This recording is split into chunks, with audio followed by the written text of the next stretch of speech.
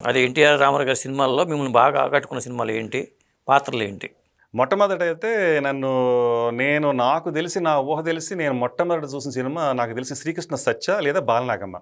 ఎందుకంటే అప్పుడు నేను ఒళ్ళో కూర్చుని సినిమాలు చూసే వయసు నాది. అది మా నాన్న ఒళ్ళో కూర్చున్నానా, అమ్మ ఒళ్ళో కూర్చున్నా నాకు తెలీదు.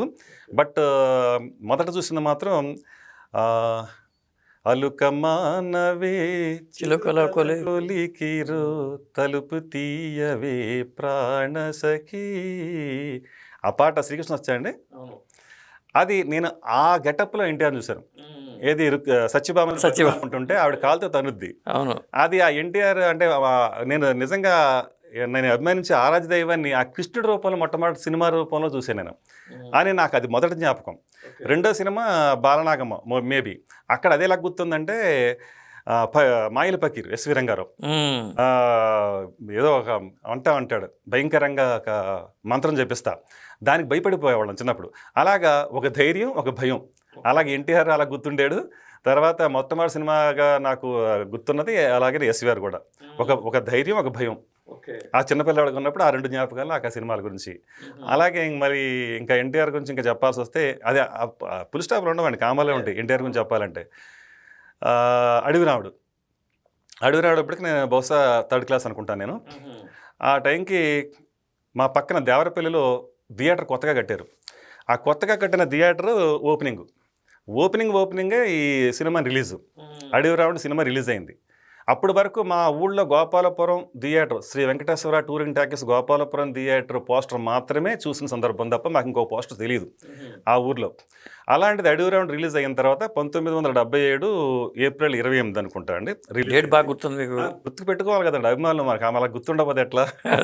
అలాగా ఆ సినిమా రిలీజ్ అయినప్పటికీ అప్పుడు కొత్తగా దేవరపల్లి పోస్టర్ అనేది మా ఊర్లోకి వచ్చి అంటించడం జరిగింది.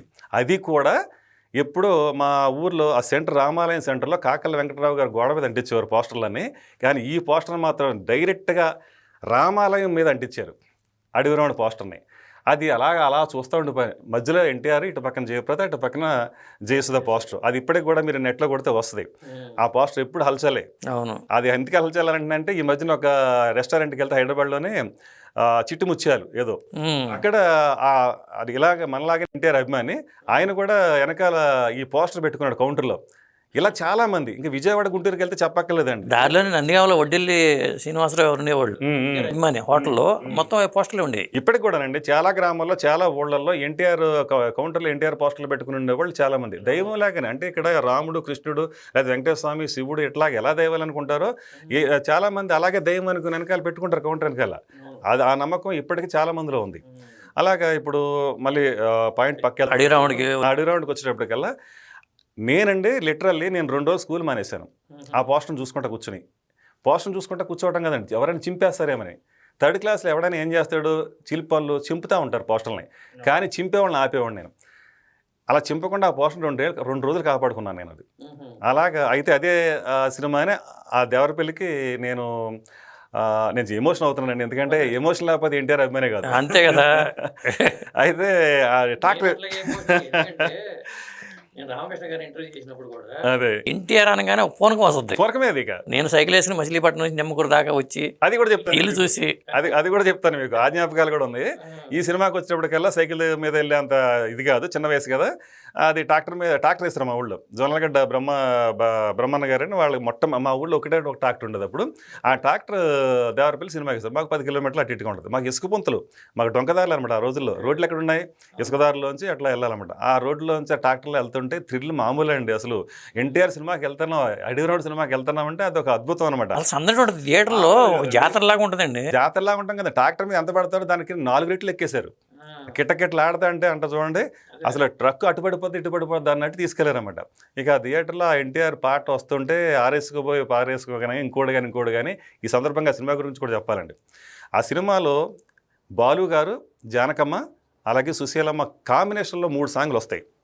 బహుశా నాకు తెలిసి ఆ ముగ్గురు కాంబినేషన్లో 3 సాంగ్లు ఏ సినిమాలో ఉండవు. ఎస్పెషల్లీ జానకమ్మ, సుశీలమ్మ కలిసి పోటీ పడిన సాంగ్స్ 3 ఉంటాయి. అందులో అమ్మ తోడు, అబ్బ తోడు, నా తోడు, నీ తోడు, అన్నిటికీ నువ్వే నా తోడు, ఆ పాట కానివ్వండి. ఆ తర్వాత ఇంటర్వెల్ తర్వాత వచ్చి ఎన్నాళ్ళకెన్నాళ్ళకెన్నాళ్ళకు ఎన్నెళ్ళు తిరిగొచ్చే మా కళ్ళకు. అది అద్భుతం కదండి. దాని తర్వాత క్లైమాక్స్ ఆగండి. చూడర చూడర చూడర చూడర ఒక చూపు ఓ సులేమానియా అరే ఊపర ఊపర ఊపర ఊపర ఒక ఊపు. సత్యచిత్ర బ్యానర్ బాగా గుర్తు నాకు. బాగా అండి. ఈ పాటలు అండి థియేటర్లో మీరు గుర్తుండి ఉంటుంది. పూనకాలు రావండి. పునగలు వచ్చేసి మచిలీపట్నంలో 365 రోజులు ఆడింది అది రామకృష్ణ థియేటర్లో. అసలు ఆ రోజుల్లో అండి సినిమా అంటే ప్రేమించే రోజులు కదండి అవి. అసలు అలాంటి రోజులు ఎలా ఉండే అంటే ఆ పాటలు, ఆ సినిమా, అసలు ఎస్పెషల్లీ ఎన్టీఆర్ క్లైమాక్స్ సాంగ్ అంటేనే అద్భుతం అండి. అవును, ఏ సినిమాకైనా ఎన్టీఆర్ క్లైమాక్స్ అంటే ఒక అద్భుతం. ఎందుకంటే ఎన్టీఆర్ అప్పట్లో సినిమా స్కోప్ ఆ స్క్రీన్ మీద గ్రాండ్ ఇయర్స్ వస్తుంటే ఒక అద్భుతంగా ఉండేది. మామూలు విషయం కదండి.